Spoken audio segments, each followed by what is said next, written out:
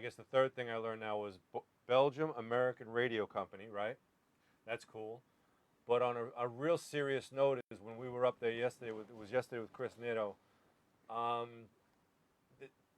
when you were talking about the story of the company itself, you guys sound like, and you're not a founder, as you said, you're disappointed in that, but it sounds like it's a very challenging job because you guys are always challenging yourselves to be that next thing. You know, you said you were doing furniture, and then, well, that became a commodity. That wasn't fun, and we had to challenge ourselves again. And I see what you're challenging yourself with the extreme displacement you said, and I want to congratulate you guys on waking up every day and challenging yourself. And I think that's what we all have to do. And Mike talked about it, you know, chasing your own ghost. I've talked about it, waking up and putting that guy out of business that wants to put you out of business. And I'd like to talk to you more about that on a future podcast of really how Barco has evolved and continues to be.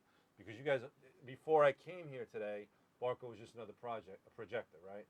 And now that I think back to yesterday and seeing how you guys have evolved over the last 71 years, you said, it's a very impressive story. And that's what we're doing is why Barco. That's why we're here to tell that story to the homeowner. This is why Barco.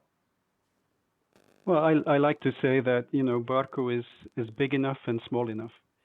We're big enough to have access to all the greatest technologies in the world. We build all our products from the ground up. We don't need anybody else to build amazing products. But at the same time, we're also not a consumer giant.